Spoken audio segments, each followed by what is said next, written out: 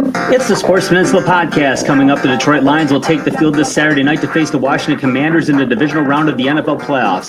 Washington is led by quarterback phenom Jayden Daniels, who along with his Commanders teammates are playing with house money coming into this contest. We'll review the wild card round, talk about the Divisional Round games, and preview the Lions contest next. Now, here is your Sports Peninsula team.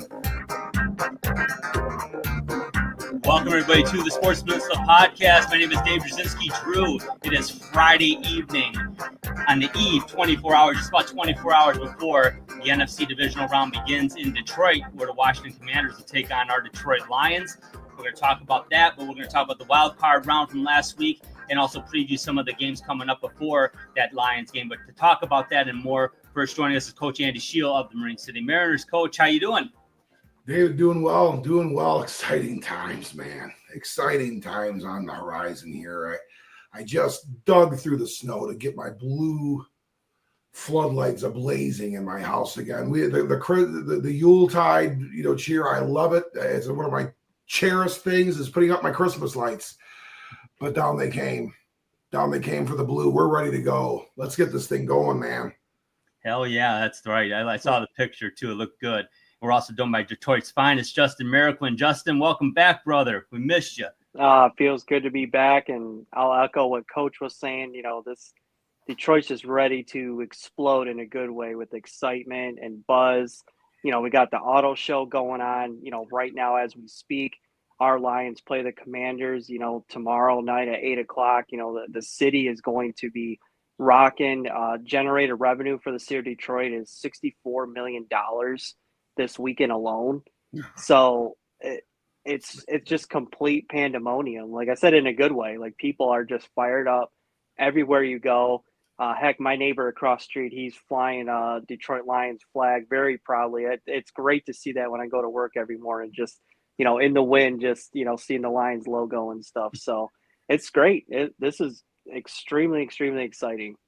Yeah, the family. We last Saturday. The family. We went to the auto show. We went, Saturday afternoon. Like right away, and it's so great to have it back. And it's traditional slot again, and it's a great time. It definitely had a lot of the great feels and a little bit. There's not as many.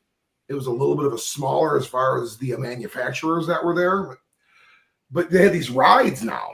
And we got to take a Rivian. Somebody took us for a Rivian and put it full tilt.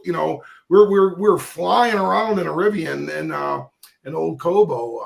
And they have some other cool things. Jeep has a really neat exhibit there. So yeah, for any viewers, we're done Sunday, right, Drew? Is that when that show wraps up? I believe so. That's I believe so. Yeah. I think it's done Sunday. So yeah, definitely. I think. There may not be, though. I'm wondering, Justin, I just wonder how many people are going to be over in there around the 8:00 hour. Probably. What are going to be in there? It's probably going to be viewing parties for the game. That's going to be inside there. You're right. The Pistons already moved their game time up to 4:00 against Suns, I believe. And the Red Wings, I was watching the telecast a couple of days ago. Ken and Mick were laughing because Ken said, "Yeah, we got Tampa Bay on Saturday at 7." He goes, "But we know a few of you might be a little distracted that day." And Mick's "You check in," and it's like, "Yeah, it's about it because it's gonna, this only happens so often." And here we are, we're talking about 2 years in a row, right? Divisional round playoff game at home. Man, this is huge. Cannot wait for this. I know you guys are amped up for everybody's juiced about it. I mean, the Detroit Lions. I remember, Coach, we used to talk about this a long time, and the Lions fan base never really were a beloved fan base. You had the lovable losers in Chicago with the Cubs, right? And then they won their World Series. The Red Sox went 84 years, I believe, without a World Series. They were, well thought of fan base, still are. The Lions never got that kind of love, but I mean, Hard Knocks kicked it off, and then going from there, what Dan Campbell and company have done, and then the draft, oh my gosh, it's just been phenomenal. And the team's success, it's been an amazing turn. I never in my wildest dreams ever thought the Lions would be thought of the way they are nationally. Again, did I care about that necessarily as a fan? No, but it feels good. It really does. It's good. I didn't care that nobody really paid much attention, but it feels good that they want to pay attention now. So it's nice to have that. Yeah, and I think you really struck the nail square on the head there, Drew. Bringing up the lovable losers of the Chicago Cubs, and when they had their World Series championship run, and it was amazing. It's like if there was a team that had to work harder to get that, there was this massive long extra inning game for them to secure that championship at Wrigley Field. Yep. And to have done that and to see all these, lifelong Chicago Cubs fans, some of which were, we can say all we want being 50-year-old men. And there's some people that are older than us too that have never really seen it. Yeah. 60-year-olds that have never seen it. You were talking, if you knew anything about a Cubs championship, you really, was there anyone that alive that could almost really say that they could know about that game? The country kind of took on a little bit of fandom. Mm-hmm. And I think there's a little bit of that going on because you know what? You just hit the nail right on the head, David. No one has rooted for the Detroit Lions before. We always have. Detroit always has. Yeah. But the country hasn't. Mm-mm. And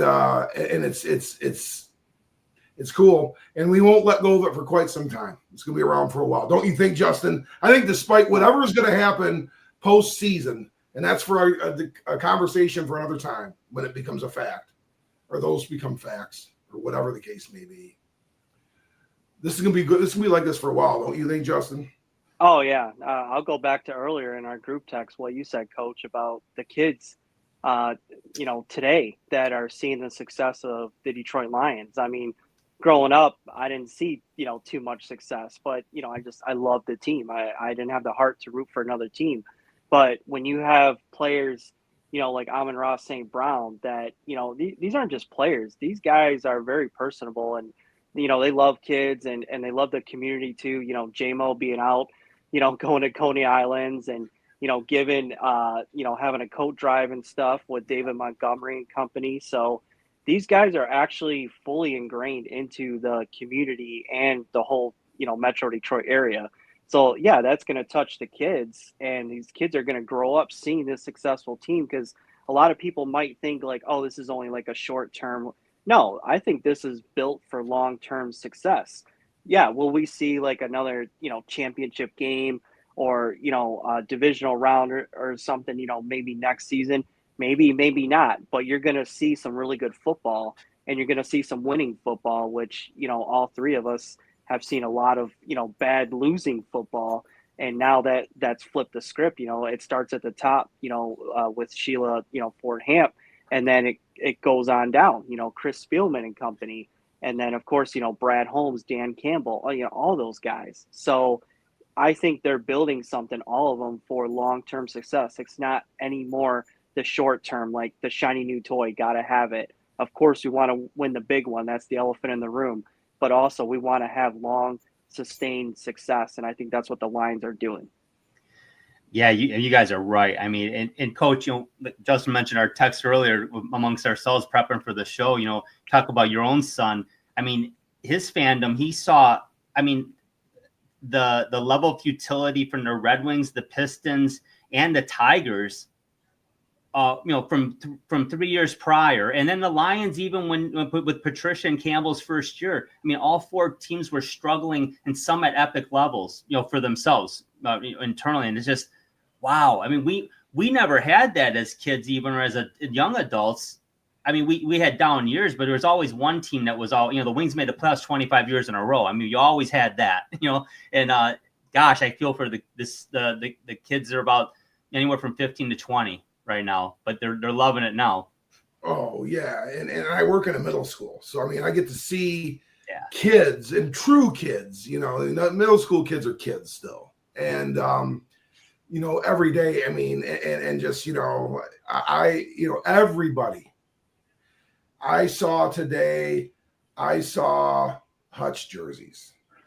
I saw Penny Sewell jerseys. I saw Marvin Jones Jr. jerseys.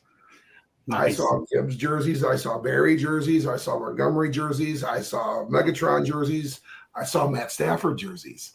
I saw Jared Goff jerseys. I saw a 00 Detroit Lions jersey that just said Lions on the back. Beautiful things, man. I mean, these kids are in love with the Detroit Lions. There was an Alan Alda fan there, or George Plimpton fan. The George, that's right from the Paper Lion. Maybe this 12-year-old kid's pretty heady. You know, she I like it. She knows that, but you know, just it's great. It's great, and you know what I mean. Hey, it's great. It's great.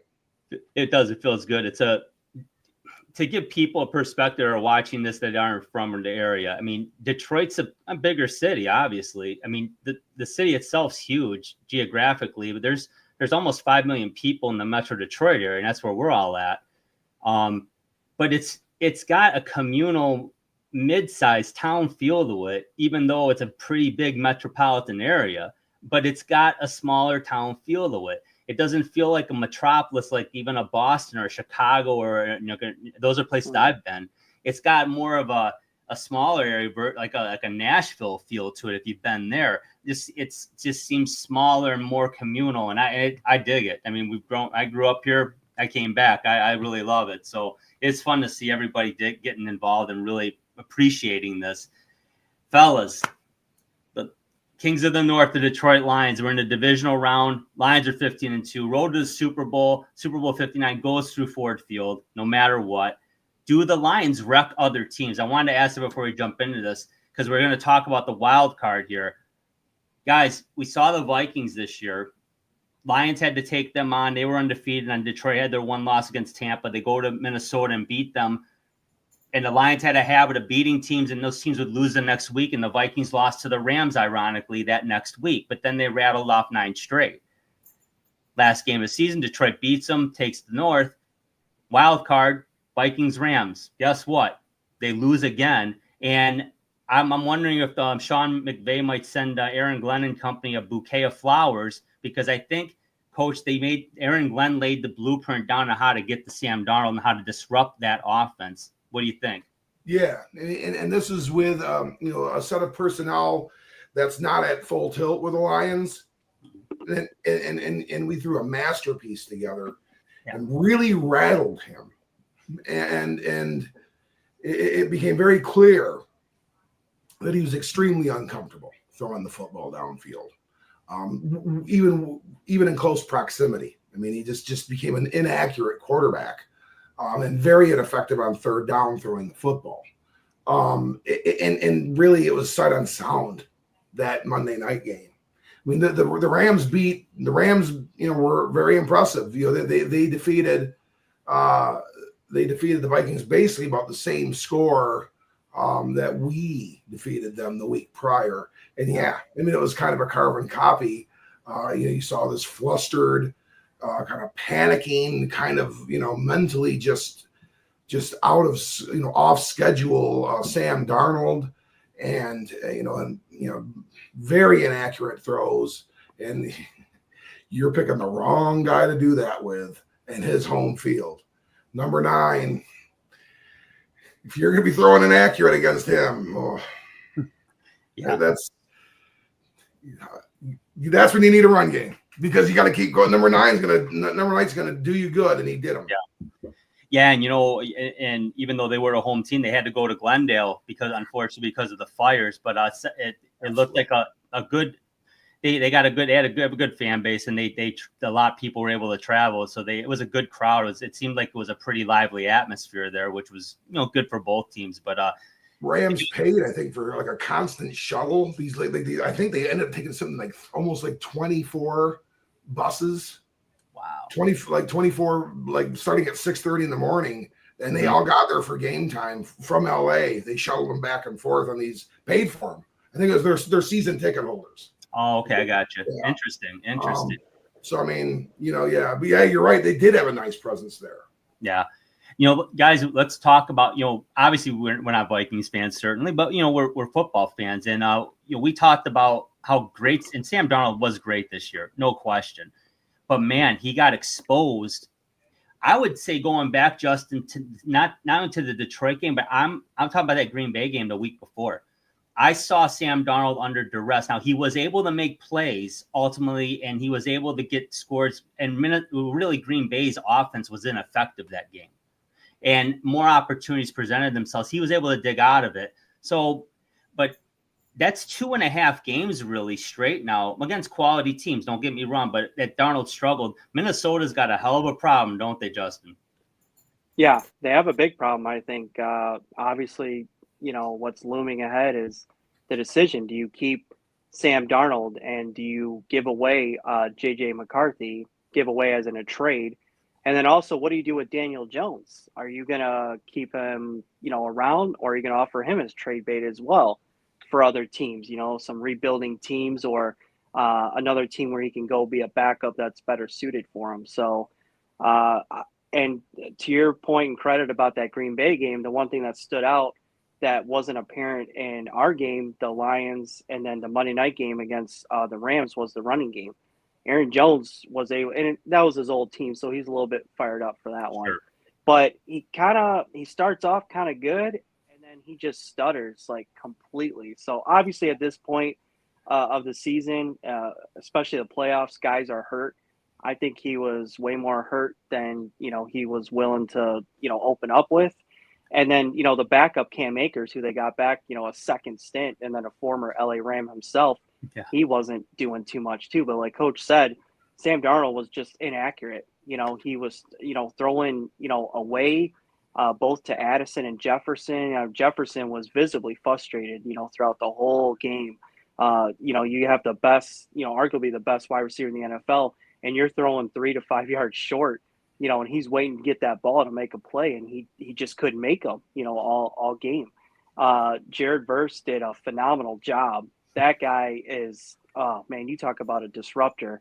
He made Sam Darnold very, very uncomfortable that night. But Sean McVay and company, they had to have, sat down and studied the Lions, film against the Vikings, because they pretty much did the same thing with the secondary, and they bottled them up, pretty good. So, and there you have it. They just completely dismantled them. And I kept waiting for the Vikings to get something going. I'm like, come on, you got Jordan Addison, you got Justin Jefferson. There was a glimpse there with our old buddy TJ Hawkinson, scoring a touchdown, getting away. I was like, okay, because as a quarterback, you need to get a little bit of rhythm. You need a little oomph in your step. After that, it was nothing. So, yeah, the Vikings have a very, very critical decision to make here, in the coming months. So I don't know where they go, honestly, with Sam Darnold. And Coach, with JJ McCarthy's obviously that's the big elephant in the room. You've got your first round pick from this year ready and waiting. He was supposed to be the guy this year. He had the knee injury. I mean, we've talked about they could franchise Darnold, which probably still is a safe move. But I don't know. What are your thoughts? What would you do in this situation? Well, I mean, I think they kind of have their plan in place. I mean, they've got McCarthy. And I think he just kind of, I think, you go, you play it, for the next year. I mean, you can do what you want with Sam Darnold if you want to franchise him and go one more opportunity and really make this kind of your thorough thing and show some loyalty to him, to see if that's indeed what you want to do. And, let's face it, it's McCarthy didn't play at all this year. He didn't really practice too much. I mean, he had to have surgery. Yeah. I mean, he's still kind of he's still a rookie. Yeah. And, so, I mean, really, it'd still be a great year to cultivate him and allow him to grow some more. So there's some responsibility being taken by the organization that way too, in developing him when he can actually physically still play, and really show some loyalty to Sam Darnold, that really is not presented itself in his stops too much yet. But if Sam Darnold were to falter once again, or not get out of the gates, or show some inconsistencies and become kind of, like you had said, figured out, well, then there would be a switch of those roles probably at some point in time next year, and J.J. McCarthy's the starting quarterback of the Vikings. So that's what I think is going to happen. Yeah, and I agree. I think they'll play it safe. They'll keep Darnold on a franchise tag. I think that's smart. That's the safest thing to do, because the last thing you want to do is say, yeah, we're going to cut bait with Darnold, and then we're going to go with McCarthy, and all of a sudden Darnold lights it up somewhere else, because he's found his game. I mean, we got a guy number 16 that was given up on too. Now, mind you, he had a little more success than Darnold did, but nonetheless, at the end of the day, Jared Goff's pretty good. Sam Darnold, he late bloomer, obviously, but he had a hell of a season. It's tough. He was very impressive this year, so I would agree with you guys in general. But Minnesota, they got a tough decision, because they have to pay a lot of money for the quarterback position this year. Boo-hoo. So it looks like they won't be making an impact in free agency. But hey, guys, let's talk about the wild card round real quick before we start previewing the divisional round. And Coach, I'll start with you. Any surprise in the AFC that you saw in the first round? Ultimately, no. I think it really played itself out. I expected the Bills to win. And just the way things had been going, as far as Baltimore and Pittsburgh, that played out, I think, fairly. I don't think there's too many surprises there. I guess if there was a mild surprise, it would be the Houston game over the Chargers. We had talked a little bit going into that one, thinking maybe the Chargers could get that one. And I certainly, I think I was one of those guys. Yeah. But ultimately, I'm not surprised. I mean, you have, D'Amico Ryans is a great young coach, and a defensive-minded guy, and that defense is, his blueprinted defense, and they did a great job, and making, Justin Herbert, feel uncomfortable, and Coach Harbaugh even said, they did the number, and he feels outcoached, in regards to how things transpired with the Chargers offense. Hey, we know that, CJ Stroud is a great young quarterback, and, they've been decimated by injury in certain areas, and their receiving core is certainly not the strength of that team that it, is when they're healthy. So, hey, that was a great victory. So, but, ultimately they're also the higher seed. So, I mean, is it too much of a surprise? No, I don't think so. But I guess if there was one, it would have been that one. Yeah, and I picked the Chargers as well, but not shocked by that. I really went with that game because I really felt Houston was coming in kind of not hot, and the Chargers had a little bit of a win streak coming in, and it seemed like they had the hot hand. And realistically, but Houston's defense was just swarming. I mean, they showed that against Detroit too. In the first half of that game, at least, they were very fast. They're an impressive defense, and now with Stroud finding his rhythm, look out. I agree with Coach. Not a lot of surprise in the AFC. Obviously, the top seeds all play one out, so no shocks. Justin, I'll start with you with the NFC, though. Any surprises there? No, not really. And I had myself tabbed the Commanders beating the Buccaneers if there was going to be an upset, just because of the style of matchup. And Jayden Daniels just a phenomenal athlete. Not only a quarterback but as an athlete, he's still learning. And Commanders, they played good ball. And Baker Mayfield just he had that one little stumble on that handoff. And, that ultimately cost them the game. But the Commanders, I mean, every single possession, whether it was offense or defense that their team was on, they were just giving it to the Tampa Bay Buccaneers. And they drew up some really good plays. And then on defense, they were just lights out. They were just, Mike Evans was getting his and whatnot, Kate Otten, the tight end, Bucky Irving. But, they just didn't break completely. They stuck to the game plan. You could tell of what they went over that whole week of practice, and it paid off for them. They won the game, rightfully so, outright. And that was probably, the only surprise there. The other games, like I said, I watched the Vikings and the Rams game, had a little glimmer of hope that the Vikings could get it together, but Stafford's just red hot right now. And the way that, he's throwing the football and finding his receivers, it's unreal. We'll see, moving forward, though, I believe they'll be without Tyler Higbee. that's like Stafford's safety valve. So, he's just suffering, injury after injury. So we'll see how that goes. And then, the Eagles and the Packers game, once Jalen Hurts was activated, I was like, well, the only shot they would really have the Packers if Hurts, gets hurt, in the game, another style of concussion and whatnot. But we just saw, dismantling there, completely. So, that's just a good football team. Philly's flat out, give them credit. They're a complete, football team.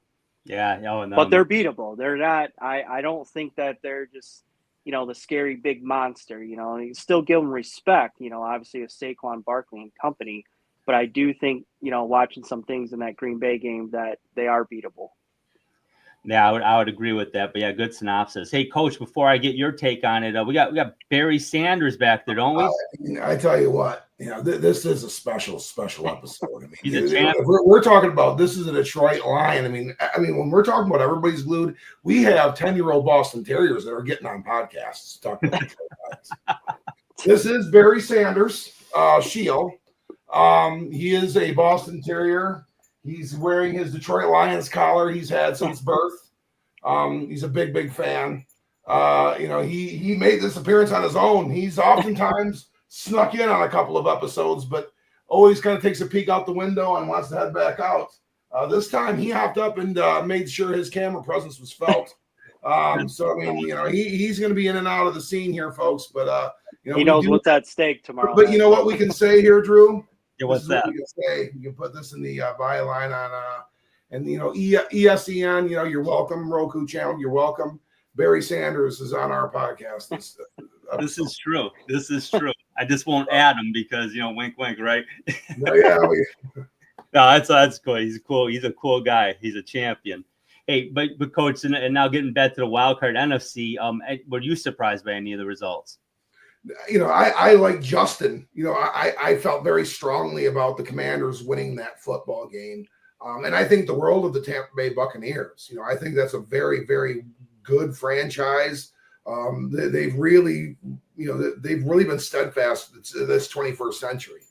They've been pretty good, for the vast majority of it. And they are not right for the Detroit Lions. I'll tell you that much. Where it's a tough matchup for us.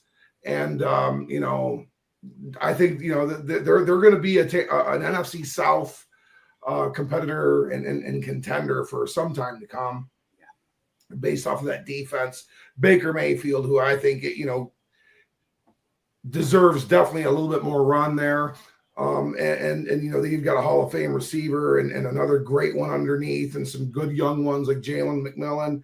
You said K-Dot and Bucky Irving showed out real good, Remember, I think Leonard Fournette was the running back when they won the Super Bowl. He wore number 7. They have a new number 7. That's Bucky Irving. He looked real good. But I ultimately really did feel strongly about the Commanders. I just think they're playing better right now. And, we're going to get to them a little bit, later in our broadcast here when we talk about what we've got in store for us tomorrow. But Drew, what was your take of Philly and Green Bay?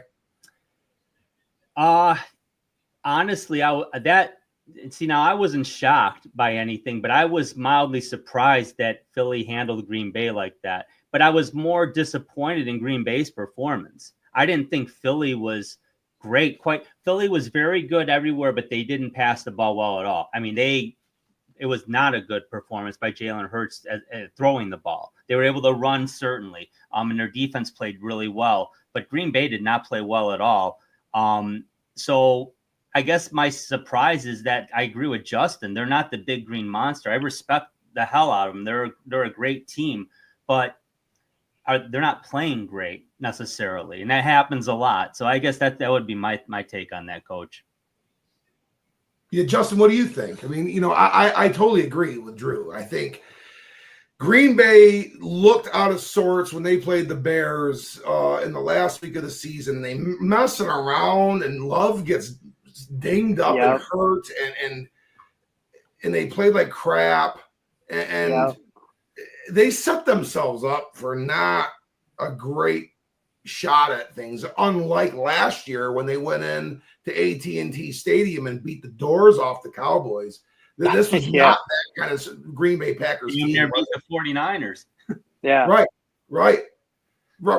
And they had them beat. They had them beat. What's that certainly isn't that team, is it, Justin? Now, and going back, to that Vikings game too, yeah, they had a decent game plan, because when they blitzed the heck out of Darnold earlier in the season, he torched them. So they dialed it back a little bit. They didn't blitz as much, but like Dave said, they just couldn't get it going. Jordan Love looked all out of sorts. And I don't know if it's because he's missing, his best downfield receiver, Christian Watson. Obviously, that's a killer because he loves to go 20, 30, sometimes 40 yards downfield. He'll catch that ball. He's good for at least one. So I don't know if he was really missing that, but I feel the same way, is that Green Bay's performance was just kind of meh. And I was looking at LaFleur going, come on, man, like wake up a little bit. Like let's do something here. And then you're still trying to run the football, late in the game. And I'm just like, I don't know, but I also didn't like. I watched that Bears game, the Packers and Bears, their last game of the season. I didn't like that either. I don't like kind of doing stupid stuff and just letting stuff get away from you. I like to be fine tuned. Like if I'm a coach, my team heading into the playoffs, and I just think they kind of faltered. They were a victim of that, and it just crept into the playoffs, and then they faced Philly on the road and they got popped. So I don't know. A lot of question marks on that team. That's for sure. I know they're going to have a lot of free agents as well coming up. Yeah, definitely. The North was really surprisingly, historically strong this year. We thought it'd be a strong division, but not historically strong. I mean, this was amazing. But yeah, the Green Bay and Minnesota need to have a plan A and plan B and plan C in place to really. They're gonna have to make some tough calls. Like we talked a lot with the Vikings, but they've had some tough decisions.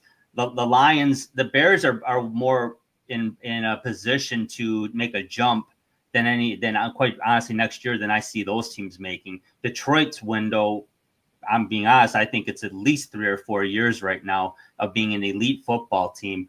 And with Brad Holmes and Chris Spielman and Dan Campbell doing their thing, that draft room, that window could go really wide open, but we'll stick to the divisional round here because I'm jumping ahead. I'm talking 3 to 5 years here. Let's talk about the divisional round. Big time football, and we're going to first preview the Baltimore Ravens and Buffalo Bills game. This is going to be a hell of a game. The North champions going to Buffalo to take on the East champions, and we've seen enough of these teams certainly. And Coach, I'll start with you. How do you see this one shaking out?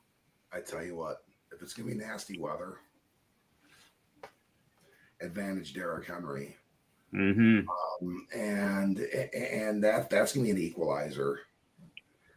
I think the Baltimore Ravens, of any team on the AFC, I think that's the one I would start with, the team that I wouldn't want us to see us, with in New Orleans. And the crap weather. Okay, yeah, the Bills. Okay, that's it. The Bills are home; they're used to it. Do you really get used to like heavy snow? No. In the middle of a football game? No, you don't. It's an equalizer. So now you have two equalizers. You have crap weather conditions, an extremely physical north-south runner that's got breakaway speed. And I tell you what, if you can't tangle him up, he'll go. He'll be gone. He could be what makes this thing a weird thing for the Buffalo Bills. That being said, the Buffalo Bills may be across the board the best team in the AFC. It all depends about turnovers. It's gonna be who turns it over, and really when that happens, and if there's a second half swing. I am going to go with the Buffalo Bills. I'm going to go to Buffalo Bills and 24-21. Got it. Like it. Justin, how you seeing it? Well, I'll echo what Coach was saying about Derrick Henry, but I'll give you another reason why. I believe it's going to be snow and it's going to be treacherous conditions. But two reasons why I believe the Baltimore Ravens win this football game is King Henry and Lamar Jackson. You essentially have two running backs that have shown you all season long that they can effectively run the football. I can't say the same thing for the Buffalo Bills. I know they have a great team, and I love Josh Allen, but his backfield is kind of like a mixed bag. And I'm not saying that they're not up to the task, but if I were to put money on it and really, look at it, analyze it, which we're doing right now, I just can't get away from Lamar Jackson and Derrick Henry. I mean, hell, you can run the wing T, formation with those guys and Good just, luck. just have at it. But as it's going to come down to like Coach of the turnovers, and Baltimore's defense has got to stay stout because Josh Allen is known to, especially in the snow, he's known to extend plays, and you always have to look out, down the field. Hopefully Dalton Kincaid's not running free down there, or Matt Collins on a crossing route or whatnot. So you always got to be, leery of that. But I just think with those two guys, Lamar Jackson and Derrick Henry, and I'm having a blast right now watching Hard Knocks on HBO Max with the AFC North, and you get to see all the teams in the AFC North prepare and play the games and practice and whatnot. Really paying attention to that Baltimore Ravens team, and John Harbaugh has got that team just dialed in from top to bottom. Lamar has taken that next step. He's taken those strides all season long. Even extending plays and going to his coach saying, let's go for it. We want to go for it, on fourth down and whatnot. And then I love Derrick Henry. I loved him, since he was at Alabama. And I loved him, when he came in the league and Tennessee drafted him. He's just, like Coach said, he's what? He's 6'4", like 250 pounds of pure muscle coming at you. And if you cannot twist him up, get him down, good luck. And he's going to be gone. But then you have Lamar too, that can run. And, he's pretty agile and he could break away some tackles as well. So I see the Baltimore Ravens winning this matchup. I see it 21-17. I'm in line with both of you. It's going to be a close game. You guys have talked about it very eloquently, and I will say this: I picked Baltimore to go to the Super Bowl in the preseason, and I had them going to the Super Bowl until about week 17. Shortly after the Lions got beat by the Bills. Just seeing what the Bills are doing. The Bills. This game's a toss-up. Quite frankly, the reason you guys both make great points of why the Bills and Ravens could win this game, and I'm going to stick with the Ravens because I had them picked at the beginning of the year. I'll be honest with you, 21-20. It's going to be a close game. It's going to be a fantastic game to watch. So that's I believe that's on Sunday. So that's going to be a fun one. Let's get to the other two games real quick, guys. We got the Texans, the South champions. They're traveling to Arrowhead to take on the Kansas City Chiefs. The Super Bowl runs through Arrowhead this year, once again in the AFC. Coach, who do you like in that one? I think this is where the rubber meets the road for the Texans. I do think the Chiefs win this one. I think this is a dynasty era team. I mean, it's so hard to while we've seen the New England Patriots in that unbelievable 20-year span, they were so good. Do I think that the Chiefs are going to have that kind of, length of dynasty? Probably not, but they are really, really, really good and have been really good for a long time. And this Texan team is still climbing. They're playing really good. And I think it's going to be a football game. Kansas City is going to win this one. And I am going to go 31-17. I like that. Justin, how do you see it? See it the same way. Just, Kansas City's rolling. It's business as usual. Of course they want to make it back, create this, dynasty and whatnot. You got Patrick Mahomes, Travis Kelce and company. I think it's just going to be too much, to deal with on the Houston side with CJ Stroud. You're on the road and, that crowd, bearing down on you and, you're not, pretty cold. You're not throwing the ball the way you wanted to. There could be Kansas City's really good, Spags defense, take a shot every time they say Spags, during that broadcast. But his defense is really good at tipping balls at the line of scrimmage or just that tip drill. They're one of the best teams in the National Football League that do that and intercept the ball. So look out for that. I just see the Chiefs just total domination, 38-20. All right, I like that. I'm in agreement with you guys. I see Kansas City winning this game 30-20. Quite frankly, I didn't think Houston was going to beat the Chargers. So kudos to them. They're a good football team, and that's their defense. I don't think this is a slam dunk, though. I really don't. I think if Houston's defense is as stout as it was last week, and if Kansas City has any rust from being idle, and I mean, it might sound crazy, but it can happen. And they didn't. I know they had more time than that. They really sat a lot of their guys in week 18 because they had everything locked up already. So, but I still say the Chiefs win this 30-20. Patrick Mahomes is one of the best quarterbacks of his generation. And at the end of the day, he's probably going to be in the same conversation with the Bradys and Mannings and Breezes. I mean, he's that good. But he's still got a career left to go here. So we'll see what happens. Let's take a look at the final game here. The Los Angeles Rams, our buddy Matt Stafford, number 9, like Coach was talking about earlier, the West champions are traveling out to Philly to take on the East champion Eagles, 14-3 Eagles. And we certainly talked at length about both of these teams earlier. But guys, how do you like this one, Coach? I'll start with you again. I would really think a different score or a different team winning based off of who was the home team, and I would. Again, the weather is going to be an equalizer for the Philadelphia Eagles. It's going to be poor in Philadelphia too. And if there's anyone that could play out in those elements on that football team, it's Matthew Stafford. Yeah, certainly. I mean, he has done that in that stadium, actually. Yeah, and in other places too. I think in Green Bay, and then Chicago. I think he's both faced weather there. Throughout his 12 years that he was here. But the remainder of that team, it's been so out of sorts and different things. And one thing that they cannot replicate anywhere that they were playing, whether it was in Los Angeles, or if it was in Arizona, you aren't going to replicate nasty northeastern weather. So advantage Eagles. Going to go with the Eagles. Low scoring game. I'm going to go Eagles 17, Rams 14. I like that, Coach. Justin, how do you see it?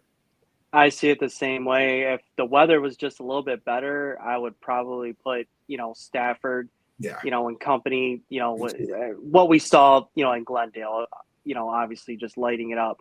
But like Coach said, you can't replicate, the Northeast, the nastiness weather. I mean, it's projected to be pretty grim, come kickoff time. So I think you're going to see a healthy dose of Saquon Barkley, like healthy as in all caps, exploding. That's what you're going to see.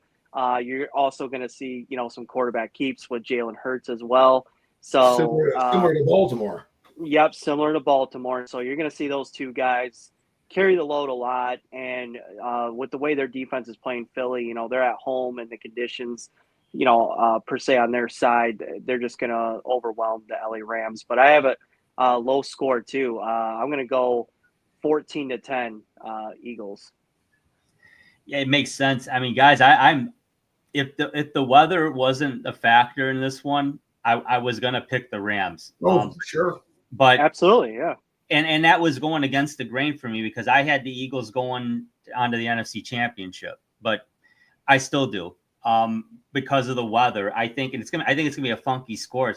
I'm saying 19-16 Eagles. There's gonna be some 2-point conversions. There's gonna be some, chip shot field goals. It's gonna be nasty. Well, if it's that much snow, you're just gonna see ground and pound. But I like the way the Eagles the ability to run the RPO with Hurts. I mean, you could literally, we talked about the wing tee earlier. You could do that there. Kenneth Gainwell, Saquon Barkley, and Jalen Hurts, oh my goodness, that they could literally steamroll through that game if the weather's that bad. I hope it's not. I mean, I don't mind if there's weather, but I hope it's not like that game that Detroit played there. I think it was 2014. Yeah. Oh, just it was fun to watch, but it's like, man, this counts. It's fun to play in it though. I'll say that, and that kind of stuff. It's actually it's pretty fun. Hey guys, let's talk about the game we're really all about here, and that's going to be at 8 p.m. on Saturday night on the 18th, which is tomorrow. Some of you on the Roku channel will be seeing this after the fact, but we'll be broadcasting about an hour before game time at 7 p.m. So we'll be able to. That's like a live pick for you, and we're going to give you that pick shortly. Let's do some analysis first, Coach. Break this one down in terms of how you see it and how you think the Lions need to have it play out for them to be successful. Well, we do need to just maintain our identity and stay on our work. Maintain our identity and stay on our work. Be a running football team. And when we get things warmed up, own the center of the field. Tackle to tackle, running the football, throwing the ball over the middle of the field. Tackle to tackle, running the football, throwing the ball over the middle of the field. And then we can get some big splash plays, with the end-around motion, with JMO or Amon-Ra, some jet sweep. And then we can air it out and try to strike up the band, downfield to JMO if we can, get everyone creeping up and playing some tight cover, and he can jump over the top of it. That's just who we are, and honestly, we should be effective in running the football. So I really do think we should be effective in running the football. We need to do that. The clock can be our friend. If we maintain that, a great running game and possess the football, that's going to be a great bolster and shot in the arm to Coach Glenn's group, and that's how I see it on offense. Defensively, hey, we've had some success, a little more success at times with running quarterbacks this year. It's also shown to be a concern still.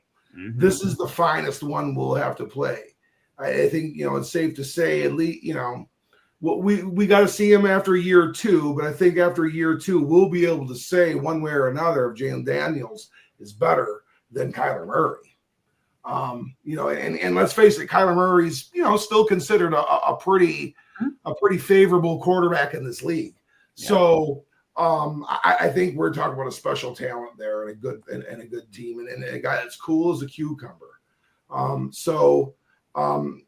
I just think, possessing that football is the biggest thing that we have to do. Defensively, we got to stop the run and don't let Brian Robinson do us. And make sure that on third down, Daniels is not able to run all over the place. No, it makes a lot of sense, Coach. I mean, you hit a lot of great points there, man. It's awesome. Justin, what are you looking for specifically on either side of the ball that you really want to make sure it happens in this game for you to see success for the Lions? Well, Coach subtly laid it out for you if you were actually, really, really paying attention in there when he was giving his great analysis, is clock management. How do you really ultimately defeat a mobile running quarterback? He's on the sidelines next to his coach. Mm-hmm. He's not out there razzle-dazzle running east and west and north and south and all over the place. So I'm looking for clock management. Like Coach said, let's not get outside the box, Pandora's box. You have Sonic and Knuckles, Gibbs and Montgomery back. Healthy. We'll see how Montgomery, holds up. I believe he'll probably be on a snap count, but like Anzalone was. Yeah, exactly. So we'll see how that plays out. But Gibbs has shown you that, like he said, he's like, I've been carrying the ball like this, since I was a little kid. I can be the feature back, and he's proven that. So you give a healthy dose of Gibbs, and then we have relatively healthy Montgomery. That bodes well, for our offense. Also, too, I saw in that Tampa Bay game, what was really good is like crossing patterns, post routes and whatnot, because I love Bobby Wagner and company, but Bobby Wagner's got some miles on him. Father Time's catching up to him. He's not really, good with that side-to-side stuff. Even Sam Laporta coming across his face, catching a ball there, he'll probably get some yak yards, going that way. JMO, I'm looking for him, make a big play, but be careful, back there. You got Marcus Lattimore, and then you got, our own University of Michigan's own Mikey Sanders still. Yeah. So, he's a ball hawk. He loves to tackle. He's always around, the point of attack. So you have to be mindful of him. Defensively, coach laid it out again. You stop, Brian Robinson Jr., it's game over. I would love to see Jayden Daniels try to throw 38, 40 times. He will make a mistake. And also, too, if you're not really aware of Jayden Daniels, go watch the tape before he got drafted. He was at home when he was an LSU Tiger, running the football, and got absolutely lit up by an Ole Miss defender. And that's not the first time either. Jayden Daniels, he likes contact. He does not shy away from it, but make him pay. I'm talking about Alex Anzalone really crushing to him. Jack Campbell's already proven that this year. He did that with Caleb Williams. So kind of welcome to Detroit moment, welcome to the playoffs, and welcome to big boy football. And let's see, where the cards fall after that. The rest of the supporting cast, I'm not too concerned about because we arguably shut down the best wide receiver in the league, Justin Jefferson. So I'm looking at Terry McLaurin. He'll probably get his. He's such a good, wide receiver. And at the point of attack, catching the football, I think he's the best in the league. De'Ami Brown, he's another one. He actually had more catches and more yards, I believe, in that Tampa Bay victory for the Commanders. And then Zach Ertz, who was briefly on our team for, a hot minute last year in the playoffs. So you got to watch out for him too. He made himself some money, some incentives by, catches and yards and touchdowns. So you do all those things, which I think they're fully capable of doing. And look, we've already beaten Cliff Kingsbury. And if you don't know, he's the Washington Commanders offensive coordinator. When he was the head coach of the Arizona Cardinals and Kyler Murray, he was calling those plays. So essentially, we already beat his offense. It's just, the supporting cast looks a little bit different. So I think they could be successful.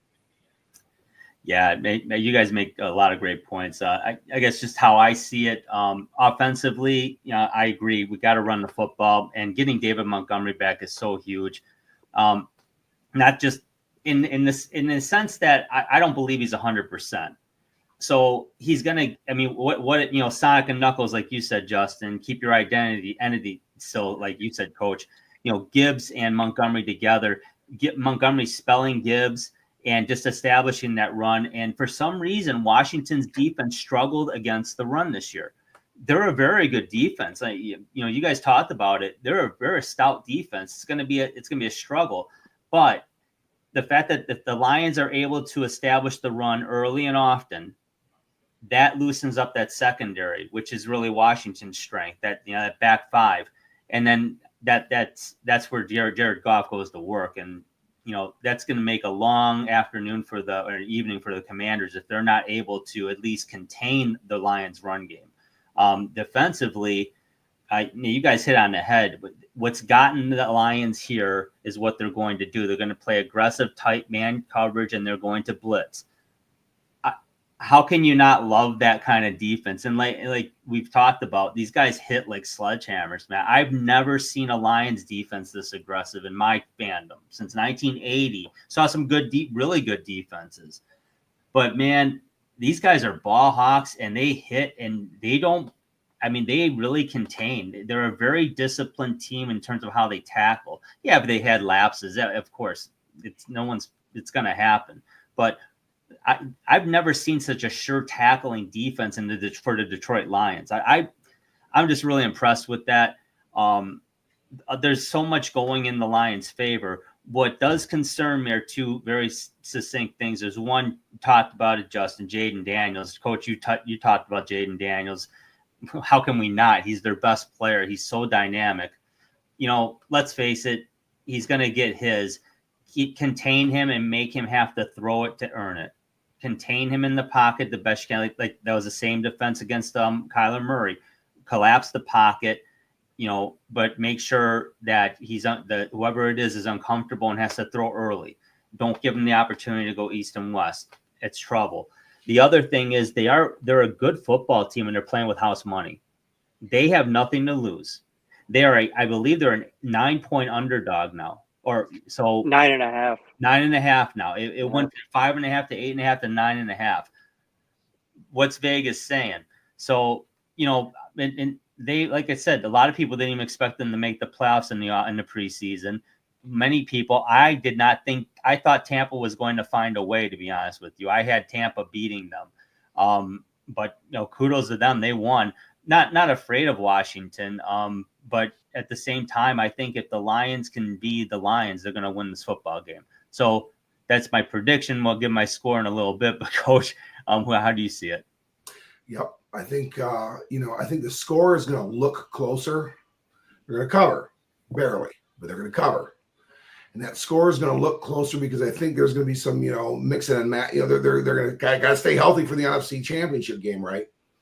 I think we're going to get a nice. We're going to come out of the gates and it's going to be real nice. We're going to have a real good looking first half. And then I think the game's going to get narrowed down a little bit. My final score: Detroit Lions 45, Washington 35. Whew. Wow, that's awesome. Well, I'll take that, man. That'd be a shootout. I love it. Justin, how do you see it?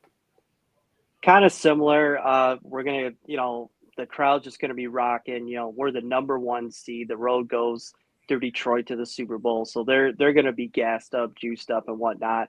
They're going to come out swinging.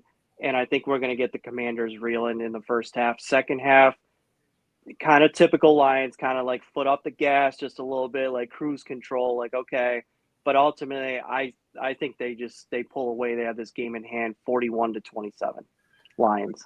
I like that too. I'm obviously I picked the Lions. I see it a little closer. I'm actually going to be more conservative. 31-20 is how I'm seeing this one. I think the Lions are going to get out to an early lead, like a 10 or 13-0 lead, which I think is really going to be essential in this game because at that point, even if they go toe-to-toe with Daniels after that offensively, you've got the 2-score cushion. So getting the punch in the mouth quickly and getting ahead quickly, I think, is going to be key. But I'm giving Washington props because I agree. I think I could see the Lions easily going up over 40 points in this game. But I think Washington's going to come to play hard. And I'm expecting a defensive effort like we saw from the Rams and the Buccaneers last year in the playoffs. Stout defenses and really tough defenses. So that's how I see it. But man, this is so exciting, guys. I know we only got a couple minutes left, but Coach, I mean, to win this game and go back to the NFC Championship, what does that mean to you as a fan? I mean, this would be that would be a third time in my lifetime, and I've gotten to see it, each and every time, and really be able to take it in, and then because I have a job that allows me to be there, I may even get an opportunity to be actually at an NFC Championship game. So.